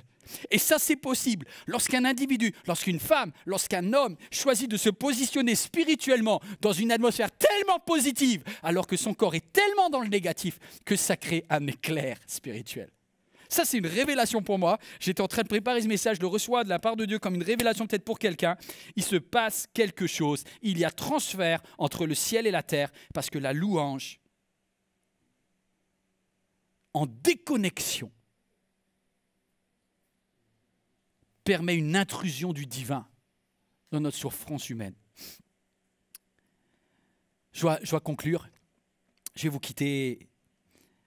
Je voudrais que Elisa, qui a écrit ce chant tout à l'heure, puisse vous partager son cœur. Dans quelques instants, MLK+, je lui ai posé des questions parce que je lui ai demandé de venir parce que c'est une des femmes de ma génération. Elle a particulièrement, je pense, passé par des épreuves de souffrance et elle a écrit les chants, les cantiques qu'on a entendus dans des moments d'épreuve terribles physiquement. Donc là, je suis en train de parler de vrai, là. Je parle vrai, c'est pas quelque chose qui est trafiqué, c'est du vrai. Mais avant de lui poser quelques questions, et je pense que ça va vous faire du bien, restez accrochés. Je vous lis ce texte de l'apôtre Paul. L'apôtre Paul, il dit « J'estime que les souffrances du moment présent sont rien, elles ne peuvent même pas être comparées à la gloire qui va nous être révélée pour nous. » Et il explique pourquoi il y a de la souffrance sur la terre. Il dit, de fait, la création attend avec un ardent désir la révélation des fils de Dieu. C'est-à-dire que la terre, cette terre qui est usée, polluée, pourrie, depuis que le péché originel est là, elle attend une chose. C'est le jour où il y aura des nouveaux cieux, nouvelles terres, et où l'Esprit de Dieu dirigera et non pas l'esprit du malin. Or, nous savons que jusqu'à maintenant, la création tout entière soupire et souffre les douleurs de l'accouchement. Elle n'est pas la seule à souffrir. Et l'apôtre Paul dit au verset 23, il dit « Nous aussi qui avons l'Esprit de Dieu ». Bon, nous, comme on a la guérison, on a des moments, on a des avant-goûts du ciel. Mais aucune guérison physique ne suffit parce qu'au final, on va quand même mourir de cette enveloppe terrestre.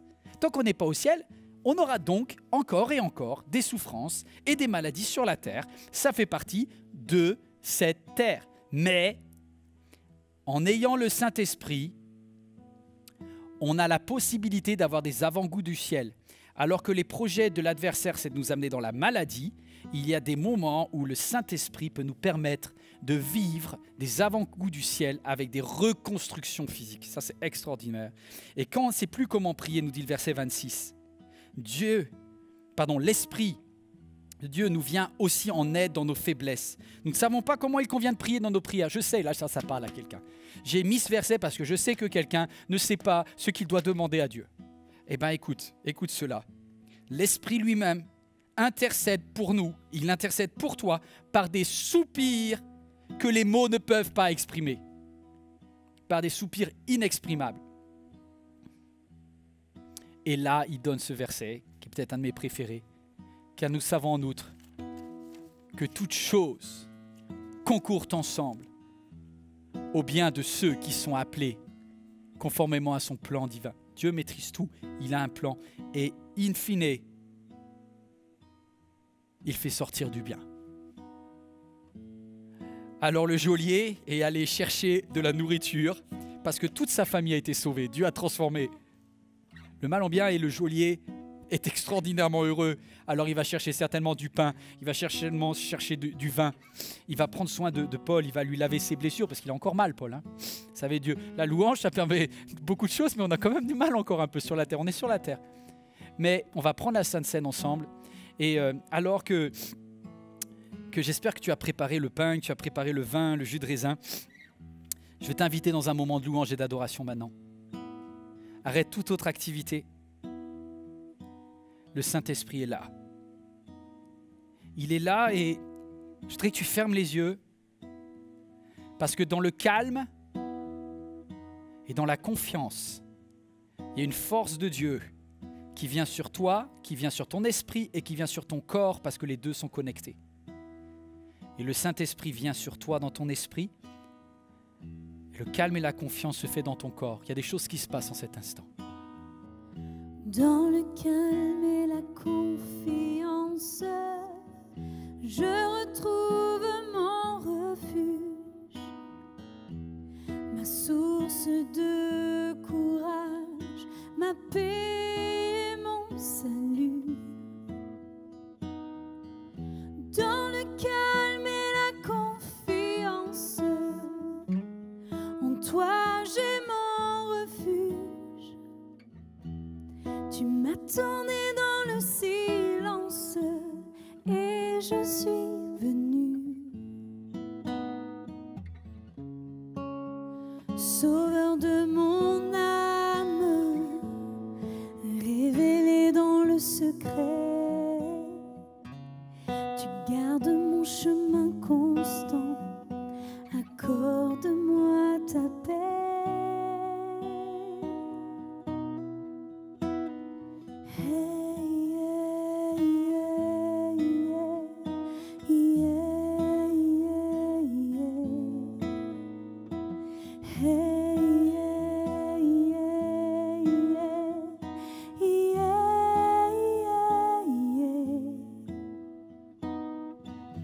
Dans le calme et la confiance, je retrouve mon refuge, ma source de courage, ma paix et mon salut.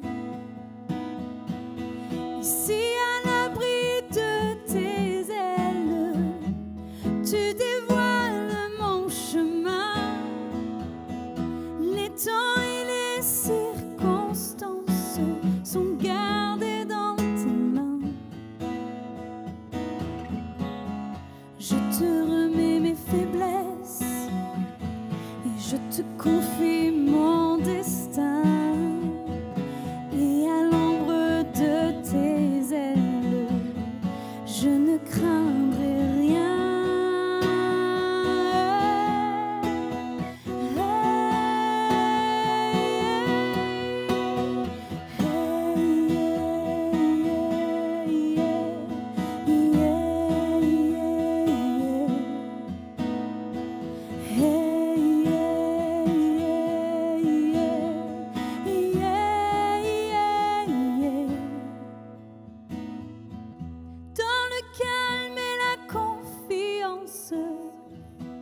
En toi j'ai mon refuge et tu me sauves à chaque fois et je suis émue et j'en suis émue. Et effectivement, comme promis, on se retrouve avec Elisa et Jonathan Valbon ici sur le plateau à MLK, mais moi aussi je suis ému par cette bonté incroyable de Jésus à la croix. Il a porté nos péchés, mais il a aussi porté nos souffrances, nous dit Ésaïe 53, et on va prendre la Sainte Seine ensemble. Alors on est au jus de raisin en cet instant, et je ne sais pas qu'est-ce que vous avez préparé, mais en tout cas, prenez avec nous ce temps de Sainte Seine. L'apôtre Paul dit « Ma grâce te suffit ». C'est la phrase qu'il a entendue de la part de Dieu lorsqu'il dit « Voilà, par rapport à mes souffrances, je ne sais pas comment gérer, mais ma grâce te suffit ». Ce repas, c'est un repas de grâce. Comme le repas de ce geôlier avec l'apôtre Paul, c'est un repas de grâce. Donc prenez avec nous. Merci les amis de prendre. Prenez le pain, prenez le jus de raisin, prenez vous ce que vous avez préparé à la maison. Et ensemble, on vit ce moment tout simple de Sainte Seine. Mais il y a quelque chose d'incroyablement fort. Lorsqu'on obéit à ce commandement de Christ, prenez, faites ceci en mémoire de moi. Car je suis avec vous tous les jours, sur un lit d'hôpital, dans votre chambre, seul dans un canapé, en train de pleurer, en train de sourire, en train de louer. Je suis avec vous tous les jours jusqu'à la fin du monde. Donc prenez. Ceci représente ce que Jésus a fait pour nous à la croix et c'est vraiment merveilleux. Alors je vais poser des questions à Elisa. Alors c'est vraiment pour moi un privilège parce que je te connais depuis quelques années, Elisa. Jonathan aussi. Tu accompagnes ta femme aujourd'hui. Absolument. Et j'aurai une question pour toi à la fin aussi. Elisa, comment tu as pu vivre cette situation de souffrance, comment c'est arrivé dans ta vie et comment tu as réagi avec Dieu lorsque la souffrance t'a percuté? Alors, donc longue histoire courte, hein, longue histoire courte. On va condenser. Ça arrive à un moment de ma vie où je prends mon envol, en fait, à un moment où j'ai 22 ans. Ouais. Je suis, après une école de musique, je suis partie en Norvège dans une association missionnaire qui s'appelle Jesus Revolution. Tu voulais suivre Dieu à 100%? À 100%. Donc, je pars faire une école biblique en Norvège avec, ils avaient au programme une comédie musicale également, donc comme voilà, c'était tout pour me plaire, quoi. Et donc je décroche le premier rôle, je vis une année juste fantastique. Vraiment, pour moi, je vis un rêve. Je me dis waouh, si ma vie elle commence avec ça, mais qu'est-ce que ça va être? Qu'est-ce que ça va être? Mais et c'est vraiment voilà, c'est ma vie démarre enfin. J'ai trouvé ma voix. Je veux chanter, je veux danser pour Dieu et puis je veux le servir vraiment. Et donc je démarre ma deuxième année. On venait de terminer une tournée qui avait duré 6 mois. Et donc, je démarre ma deuxième année d'école de leadership, tout ça. Tout simplement, en fait, donc, ça faisait quelques temps que j'avais déjà eu des douleurs au niveau du ventre. Je faisais des petits malaises de temps en temps. Mais voilà, on passe dessus, on se dit que c'est pas trop grave. Et en fait, en l'espace d'un mois, à peu près de quelques semaines, j'ai pas réalisé à quel point mon état s'était dégradé. J'ai commencé à avoir des douleurs au niveau du ventre et en fait, tout simplement, je me suis laissée paralyser par la douleur et je n'ai pas réagi. Et j'ai attendu plusieurs semaines en fait avant de terminer à l'hôpital, tout simplement. Quelqu'un m'a dit mais tu te vois pas en fait dans l'état où tu es. Ouais. Et donc je vais essayer de raccourcir. Donc j'arrive en fait à l'hôpital et là donc infection du sang, le côlon recouvert d'ulcères. On me dit, enfin au bout de 3 jours en fait on me met dans une chambre d'isolement. On me nourrit par intraveineuse. On commence à me faire une multitude de tests en fait. Donc à ce moment-là j'ai 23 ans. Et en fait, c'est le choc. Donc, au bout de 3 jours, des médecins rentrent dans ma chambre, me font une croix sur le ventre et me disent, ben voilà ce qu'on va vous faire. On va vous opérer, on va vous enlever 1,50 m d'intestin. Et en fait, vous êtes gravement malade. Et un petit peu plus tard, on va comprendre que c'est une maladie de Crohn, en fait. Et donc, ce qui commence par là, c'est que sur le moment, plus, quand on me dit on doit vous opérer, je ne sais même pas que ça existe, je ne sais même pas que c'est possible. C'est-à-dire, pour moi, c'est une réalité tellement lointaine, même que moi, je puisse tomber malade avec tout ce que je fais pour Dieu, avec tout ce que... Enfin voilà, j'ai dédié ma vie à Dieu, je suis fille de pasteur, j'ai essayé d'absolument tout faire. Tu ne mérites pas ça. Je ne mérite pas ça. Et puis, quelque part, il y a eu toujours cette pensée, mais moi, avec tout ce que je fais pour Dieu et tout ce que... Enfin voilà. Ça n'arrivera pas. Et ben, ça ne peut pas m'arriver, quoi. Il va me protéger, c'est pas possible, pas moi. Et en fait, ça m'arrive. Ça m'arrive et là, je vis un crash littéral. Je frappe le mur, comme on dit. Je tombe au 36e dessous. Et là, en fait, je ne peux même plus prier. Je ne peux même plus sourire. Je ne peux même plus... Je suis triste, je suis dévastée, j'ai toutes les émotions. La chanteuse n'est plus là. Je ne peux plus chanter, je ne peux plus danser, je ne peux plus rien faire en fait. Je suis tellement faible qu'on me déplace en fauteuil roulant. Enfin voilà, sans entrer dans trop de détails, ça a duré plusieurs mois. On m'a rapatriée en France et ça a été des mois et des mois d'hospitalisation, de traitements très très lourds parce qu'en fait, dans un premier temps, j'ai refusé l'opération. Et pour finir quand même par une opération, parce que sinon, ça se transforme en cancer. Donc, j'avais pas trop de choix. Parce qu'en fait, je suis arrivée dans un état où j'étais voilà, au seuil de la mort. Alors, à un moment, tu as dû dire « Dieu va me guérir ». En fait, du moment que je fais le premier malaise et que je commence à me sentir pas bien et que j'ai mal, je suis dans un environnement, dans une école biblique, je suis dans un environnement de foi. Hyper protégé.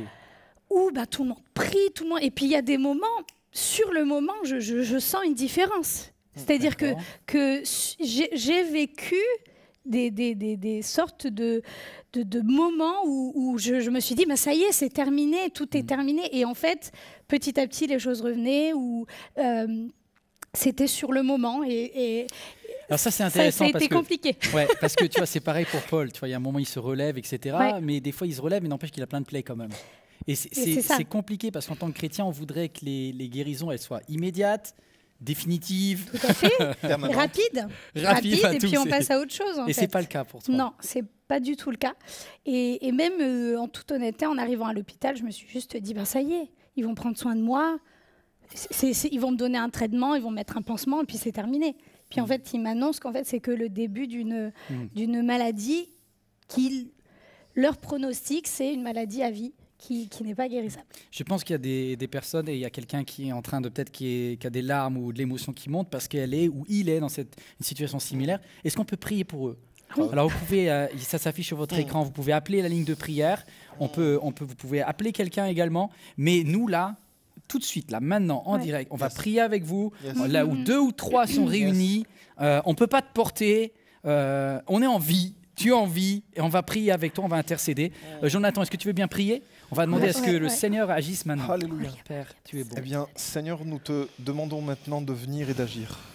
Tu vois les auditeurs, les personnes qui nous écoutent maintenant, tu touches, Père, dans le corps, les corps qui sont brisés, ceux qui sont peut-être à l'hôpital, ceux qui même accompagnent des personnes qui sont en souffrance. Seigneur, nous te prions de te révéler, de renouveler la foi, de renouveler l'espoir. Seigneur, tu n'as pas dit le dernier mot dans cette situation et qu'au travers de toutes ces souffrances, tu puisses te glorifier. Fais éclater ta gloire dans ce temps et ces circonstances. Et nous crions à toi, nous te réclamons d'intervenir. Au nom de Jésus, nous le croyons. Amen. Amen. Amen. Amen. Moi, je te trouve incroyablement forte, Elisa. Il y a quelque temps... Waouh, zut, c'est moi qui suis ému. Voilà. Avec Nathalie, tu nous avais offert un hôtel, on est allés ensemble. Et puis tu as eu une crise à l'hôtel. Tu allais très très mal, on t'a vu. Il y avait Elisa la pétillante, la joyeuse et tout ça, et tout d'un coup, blackout, tout s'éteignait et tout ça, il n'y avait plus de lumière. Quel conseil tu donnerais aujourd'hui? C'est dur, hein, zut, c'est moi qui t'ai ému.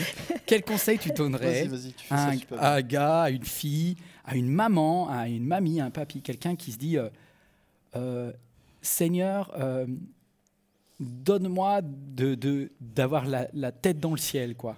Comment garder la tête dans le ciel quand le corps est négatif, mais que l'esprit soit positif? Ce qui, moi, a bouleversé ma vie, vraiment. Et il y a eu un avant, un après dans ma relation avec Dieu. Et je pense même que ça a sauvé ma relation avec Dieu. Parce que même si je le servais de tout mon cœur, je crois que je trouvais ça très dur, en fait. Et ce qui m'a sauvée, c'est de simplement savoir que je n'avais pas impressionné Dieu. Que c'est lui qui voulait m'impressionner par son amour et par sa présence. Tu n'avais pas besoin de faire pour arracher la guérison. Exactement, c'est-à-dire que j'ai basculé d'une hyperactivité à un état où je ne pouvais littéralement plus rien faire pour prouver mon amour et pour être aimée en retour. Et en même temps, c'est ça le miracle de Dieu, c'est qu'en même temps, ça a été une des plus belles expériences de ma vie, même si ça a été une des choses les plus dures que j'ai vécues. Mais c'est qu'au milieu de ça, j'ai rencontré Dieu, mais dépouillé de religion, dépouillé d'éducation, dépouillé de toute boîte. J'ai rencontré Dieu qui venait... C'était plus ce que tu avais appris, c'était le Dieu que tu avais vécu, quoi. Mais j'avais besoin de concret, j'avais pas besoin de prières toutes faites ou de phrases. Et je vais même aller un peu plus loin, mais on entend tellement de fois, et je comprends que ça part d'un bon sentiment. Mais par exemple, on m'a dit tellement de fois, mais Dieu il permet ça parce que tu as une destinée incroyable. Dieu permet ça parce qu'il va se glorifier au travers de ça. Il y a beaucoup de prophètes, quoi. Je peux comprendre. Des fois, c'est gentil, ils veulent bien mais faire. Ce qui se passe pour quelqu'un de malade, quelqu'un qui a mal, qui au quotidien, c'est T'as pas envie d'entendre ça. C'est plus que tu n'as pas envie d'entendre ça. C'est que si Dieu permet ça, c'est qu'il n'est pas complètement bienveillant en fait envers moi. Il y a une dissonance. Et comment est-ce que je peux me positionner sur son sacrifice si en fait il le veut? Donc je choisis de croire quoi? Je choisis de croire que à la croix, il a déjà donné sa vie pour moi tellement il m'aime, c'est-à-dire tellement il m'aime. Dieu a donné son Fils, donc Jésus est allé jusqu'à la croix, il a souffert le martyre des choses. Mais il a vécu. Il a vécu une souffrance, donc il peut s'identifier. C'est ce qu'il dit dans le livre des Hébreux, il dit « Nous n'avons pas un grand prêtre qui soit insensible, mais au contraire, il est capable de compatir à nos souffrances pour les choses qu'il a vécues. » C'est qu'il vient et il sait ce que je suis en train de vivre. Et au travers de ça, il me dit « mais j'ai donné ma vie pour toi. » Et en fait, pour moi, c'est ça qui me donne la force encore aujourd'hui, parce que ça fait 17 ans. Et en 17 ans, il y en a eu des crises, il y en a eu des hospitalisations. À 3 mois de mon premier né, on a failli le perdre parce que j'ai fait une occlusion intestinale. Et j'ai failli passer aussi. C'est 17 ans de maladie, mais aussi de miracles, mais aussi de moments avec Dieu. En fait, je ne peux plus retourner en arrière parce que ça m'a tellement dépouillée de tout ce qui était superflu, de tout ce qui... Même là, en fait, même la louange, c'est-à-dire pendant des années, je faisais la louange avant. Voilà, mais parce que c'est là, tu as écrit le chant, là, justement, le chant que tu as chanté tout à l'heure. C'est toi que je choisis. C'est toi que je choisis, tu l'as écrit quand tu allais mal. Quoi. Mais c'est toi que je choisis, c'est vraiment parce que déjà, j'ai réalisé que Jésus m'avait choisi. Que Jésus, il était mort pour moi. Tu n'avais plus besoin de l'impressionner. J'avais plus besoin de l'impressionner, que son amour était inconditionnel, que je pouvais rien faire de plus ou de moins pour mériter son amour. Est-ce qu'on peut juste dire à quelqu'un là, parce qu'il y a un peu une double peine chez les chrétiens des fois de dire non seulement je suis malade, mais en plus je dois pas avoir assez de foi. Non, tu vois, je dois pas avoir assez de foi, et puis peut-être que Dieu l'a permis. Et peut-être que Dieu l'a permis. Donc en gros, ça... double voire une triple peine. Et je voudrais vous dire, comme Elisa, vous êtes aimé de Dieu. Voilà, quand tu comprends ça, moi-même, j'ai beaucoup moins souffert que toi, mais ce que Satan essaye d'attaquer dans la souffrance, c'est Dieu ne t'aime pas. Exact. C'est de faut faire proclamer mentir. Dieu t'aime. Il attaque Dieu la bonté m'aime. de Dieu. Il attaque la bonté de Dieu. Il attaque la bonté de Dieu. C'est ça. C'est ça. Et la vérité au milieu de ça, c'est que ma circonstance ne change pas Dieu. Ah. Peu importe ce que je peux vivre, ça ne change en rien ce qu'il a déjà accompli pour moi. Et de ce fait-là, je peux me positionner là-dessus. De ce fait-là, je peux croire en son amour parce qu'il a déjà payé le prix. Et pour moi, c'est quelque chose de quotidien, c'est-à-dire que je suis passée par toutes les émotions possibles et imaginables. J'en ai vu certaines. Mais de savoir qu'il peut gérer ça, de savoir que mes émotions, il n'en a pas peur en fait. Ça ne fait pas peur à Dieu. Ce que ma souffrance ne lui fait pas peur. Lui, il peut venir et m'apaiser dans ma souffrance. Amen. Donc que ça soit sur un brancard avec un petit linge blanc là, détestable qui nous met si c'est horrible. Là. Ah mais il y a tout qui passe. Il y a tout qui passe et puis de dire Seigneur, je suis entre tes mains, je suis plus rien. C'est impressionnant de lâcher prise. Et en même temps, c'est ce qui est libérateur. C'est qu'à un moment donné, on se dit que je sois là, que je sois pas là, ce qui compte vraiment. bien sûr, ça a un impact, ça aurait un impact sur ma famille. On va parler des accompagnants dans un instant. Mais en fait, ça ramène juste les priorités, ça remet toutes les priorités en place, ça redonne un goût à certaines choses qui n'avaient plus. Je pense que ceux qui le vivent, ceux qui l'ont vécu, ils peuvent comprendre.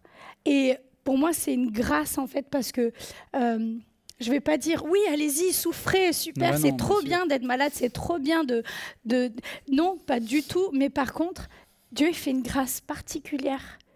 Et il nous touche d'une manière particulière. Et en fait, son miracle, on arrive à croire qu'il a permis ces choses-là, parce qu'en fait, son miracle, c'est qu'il arrive à transformer tellement le pire des traumatismes, la pire chose qui ait pu t'arriver en quelque chose d'extraordinaire, qu'on arrive à se dire, bon, bah, finalement, peut-être que c'était lui qui était au départ là-dessus, alors qu'on sait très bien qui vient voler, qui vient détruire. Qui vient étrangler, Ce qui est extraordinaire dans ce que tu dis, c'est que moi je vois l'apôtre Paul qui dit « Moi je suis fier d'être malade ». Enfin, il le dit, hein. Enfin, littéralement. L'apôtre Paul, il dit « Mais franchement, je souffre dans mon corps, mais je fais partie de la famille de Christ. » quoi. Enfin, il y a quelque chose d'incroyable. Je disais tellement, il y a tellement de culpabilité sur les chrétiens qui souffrent. Je voudrais vous dire, l'apôtre Paul, lui, il se faisait lapider, il disait « Ah, maintenant je comprends mieux ce que Jésus a vécu. C'est un warrior. Hein. Je suis pas là. Mais c'est incroyable. Et toi, j'ai l'impression que tu es un warrior aussi. Il y a des fois, vous avez 3 fois plus de force que nous. Je sais pas si c'est oestrogène, mais vous avez une capacité à trouver des forces nouvelles. En tout cas, le Saint-Esprit est là. Et puis, il t'a mis un homme à côté de toi. Bah, il m'a mis... Ça, c'est une chance. Il regarde derrière. Jonathan, comment tu as géré le fait d'avoir une femme Et voilà. Alors, attends, ça, on va parler. Laisse-moi le petit secret pour la fin. Jonathan, comment tu as... Toi, tu as pris des notes et tout. J'ai essayé parce qu'en fait, je ne voulais pas tout m'éparpiller. Premièrement, il y a... on l'a dit un petit peu, il y a l'incompréhension. Et je pense que beaucoup de ceux qui nous regardent peuvent expérimenter la même chose, c'est-à-dire je ne comprends pas pourquoi. La première phase, on ne comprend pas. Non, il y a un comprend pas. Et le ministère de Jésus au complet, c'était de guérir des malades. Tu vois ? Et moi, je relisais ce passage, tu sais, où il y a un lépreux qui vient voir Jésus. Il dit, Jésus, si tu veux, tu peux me rendre pur. Jésus, il dit, 1, je le veux, et 1, je le peux. Sois pur. Mais alors, pourquoi est-ce que ça ne se passe pas ? Pourquoi est-ce que ça ne se passe pas dans notre cas ? Donc, au début... Pour information, Jonathan est pasteur aussi, et tu as prié pour des malades, et des malades ont été guéris. Mais ta femme est encore malade. Et c'est ça qui a été le plus douloureux et compliqué.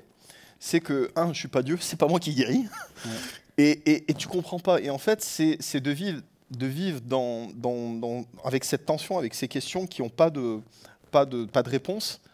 Et aussi de sortir de cet enseignement, de dire voilà, c'est la foi qui guérit. Je crois que la foi guérit, mais alors qu'est-ce qui se passe là-dedans ? J'ai pas assez de foi ? Tu vois, il y a toute cette question, c'est de ma faute. Donc tu tombes dans la culpabilité, t'as pas assez de foi parce que sinon ta femme serait déjà guérie. Et au contraire, moi j'avais la foi. Je crois que Dieu peut. Je disais, mais je te connais, t'es plutôt du genre de ne pas en manquer la foi. Tu vois, t'as de la foi et malgré ça, il n'y a rien qui se passe. Ouais. Et du coup, tu comprends pas. Et ça a été compliqué. Donc voilà. Et donc il y a eu toute cette première phase, ces premières années de mariage, de combativité. Puis déjà d'être décidé de te marier avec moi. Oui. Mais je croyais que Dieu allait te guérir 15 jours plus tard. Enfin, non, mais c'est vrai. Non, mais je vais être honnête. On coupera rien, mais c'est très honnête là. Non, mais c'est vrai. Mais en même je me suis marié avec une star. Elle est en plein apogée. Je dis elle est malade, mais dans 15 jours Dieu va la guérir. C'est obligé. Toi et moi, nous pouvons faire de grandes choses. Continue, reprends tes notes, mon frère, si t'es garé. Bon, ouvrez vos Bibles avec moi, s'il vous plaît, regardons dans ce texte. Donc, mais tu vois, et donc au début, combatif, etc. Et finalement, il y a un taux d'usure. C'est-à-dire avec les années. Oui. On ne parle pas de 2 ans, on parle de 4 ans, 5 ans. Non, il y a maladie et il y a maladie chronique. C'est ça. Ça, c'est autre chose. C'est ça. Donc, tu vois, qui ne se voit pas. Des fois, des gens, ils viennent me voir et me disent « Oh, c'est beau, t'es comme Jésus. » J'ai pas envie d'être Jésus à 4 h du matin, pendant que je dois tenir le front de ma femme pendant qu'elle est en train de vomir. Des fois, j'ai sommeil. T'as pas envie d'être Jésus. Non, t'as pas envie d'être Jésus. Foutez-moi la paix, je veux dormir. Tu vois, et c'est dur, c'est compliqué. C'est la réalité des... Et il y a eu cette phase-là où Satan est venu me faire la discussion. Tu parlais tout à l'heure qu'on n'a pas lutté contre la chair et le sang, mais contre des puissances mauvaises, etc. Des fois, j'ai eu un souffle chaud qui venait sur moi avec des raisonnements démoniaques, où le diable il me dit « Mais Jo, t'as fait ce que t'as pu, très bien, t'es un bon soldat, mais maintenant envisage une autre vie, accessoirement avec une autre femme. Tu vois, il y a un moment donné, stop, parce que c'est humain. Regarde, t'as pas signé pour ça, t'es pas né. Tu le mérites pas. Tu le mérites pas. Voilà. Le mérite qui Et, et même plus, ceux qui te jugeront n'ont pas compris ce que tu as pu vivre. Voilà. Donc disons que ma trajectoire de vie humaine n'était pas celle que j'espérais. Et là, il y a un moment donné, tout en toi veut sortir de cette situation. Tu sais, c'est les derniers soubresauts où tu veux survivre, tu veux aller ailleurs et tu veux renier les vœux de celle que j'aime. Et donc voilà. Mais en fait, sauf que c'est des mensonges. Et Dieu vient et il rétablit sa vérité. Amen. Et un jour, il y a eu une expérience, comme toi tu dis, il y a eu un avant et un après. Et je précise que ça s'est passé peut-être à 10 ans de mariage, enfin il n'y a pas si longtemps, 10 années de mariage, après toutes sortes de crises, de plein de choses, où on a manqué de mourir, elle a manqué de mourir, on a manqué de perdre notre premier enfant. Je me rappelle, elle était à l'hôpital à Boulogne, j'étais dans le couloir de l'hôpital, je pleure, j'en parle dans le livre en fait, et il y a un moment donné où je disais à Dieu, est-ce que je vais perdre ma femme et mon gamin? Tu vois, bref. Et à ce moment-là, quelques années plus tard, il y a eu un moment assez fort. La nuit avait été horrible. Le matin, je me lève, je vais chez Picard parce qu'elle ne pouvait plus faire à manger. Elle ne pouvait plus faire les repas, donc je vais chez Picard. Dieu merci pour Picard parce qu'il sauve énorement de Parisiens. C'est dur pour un Italien comme toi de dire un truc pareil. Exactement. Moi, j'aime les plats de ma maman. Ma maman me cuisine. C'est une cuisine. Revenons. Mais tu comprends que c'est un sacrifice. Et Dieu, il comprend aussi, tu vois. Et là, je vais chez Picard et je range. Et je me souviens toujours, parce que j'étais en question avec Dieu, et j'ai entendu la voix de Dieu. Alors, c'est difficile à décrire, mais en tout cas, c'était quelque chose dans mon esprit assez fort, où Dieu, et là c'était Jésus en l'occurrence, qui me dit « Veux-tu mourir avec moi ?» Wow.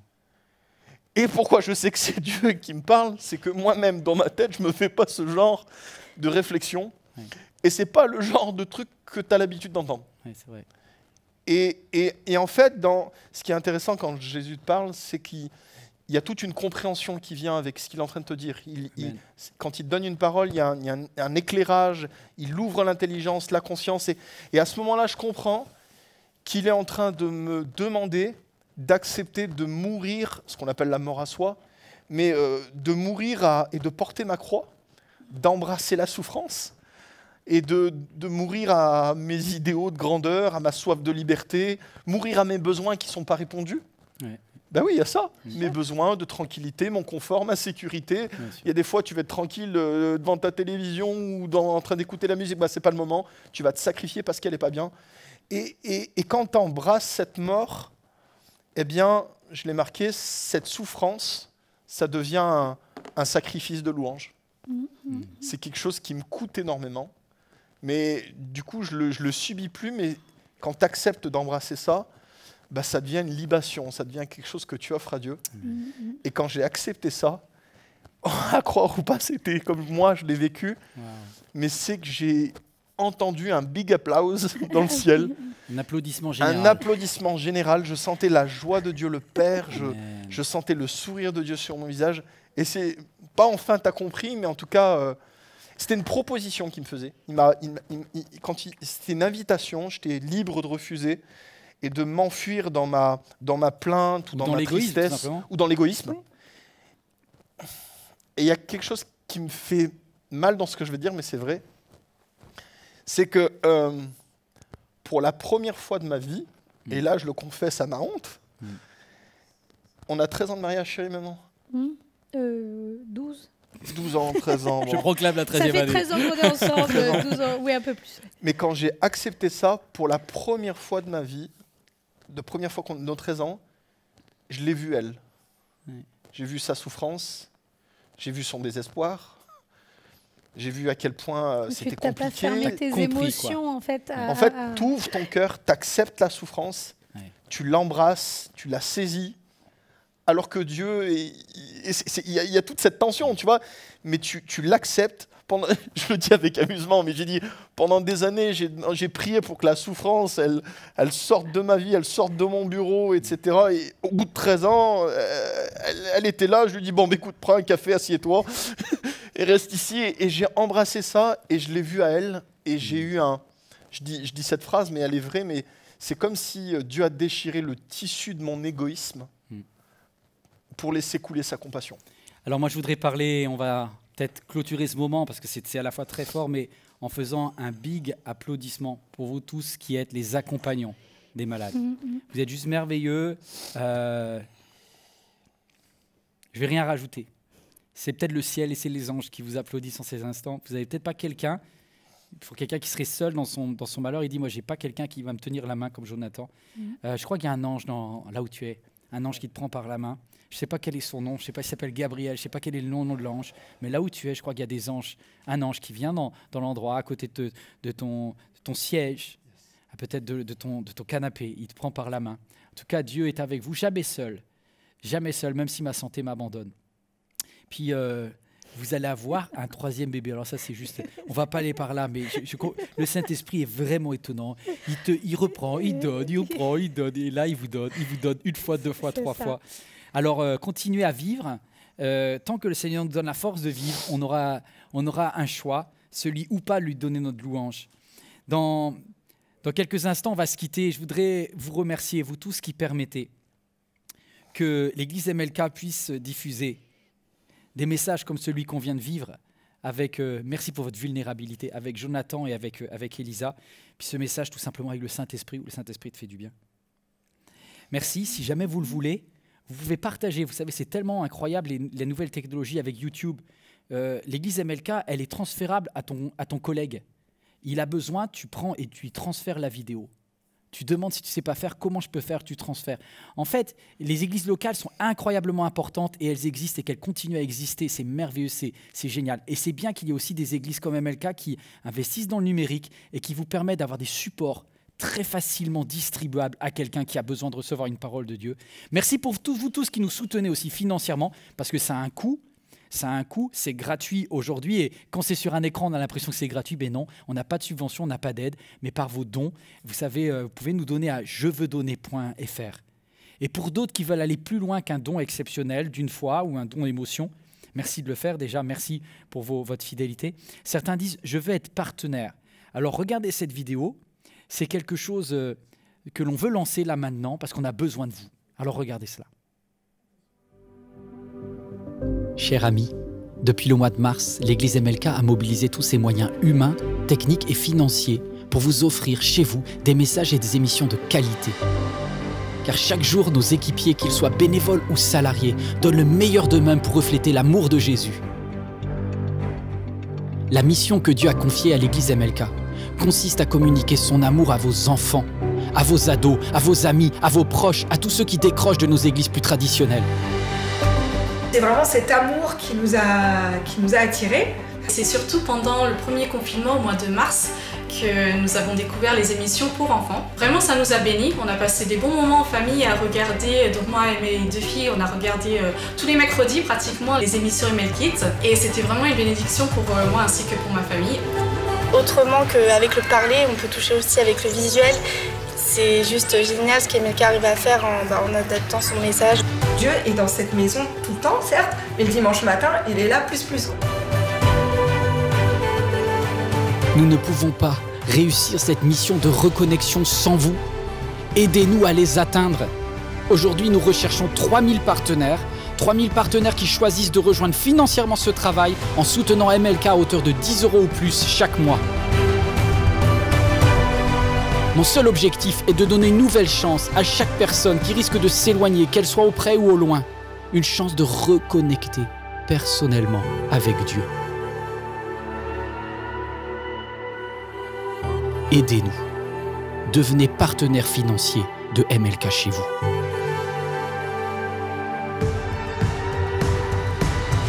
La production MLK a besoin de fonds.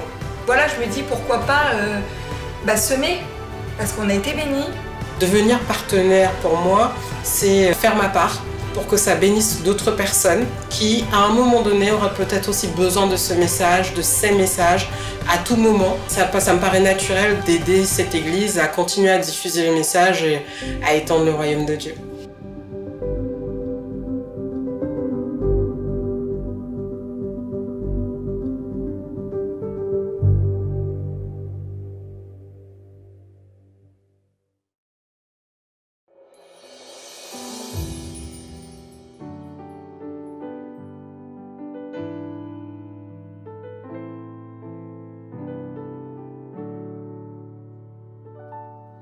Je viens t'offrir, Seigneur, ce que j'ai de meilleur.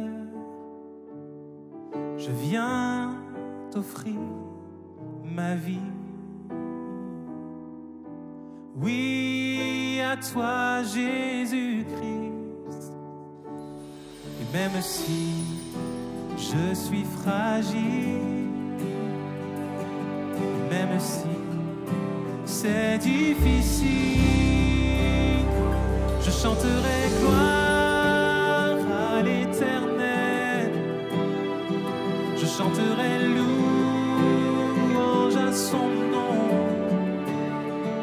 Je chanterai Dieu, mon essentiel. Je chanterai en l'honneur de son nom.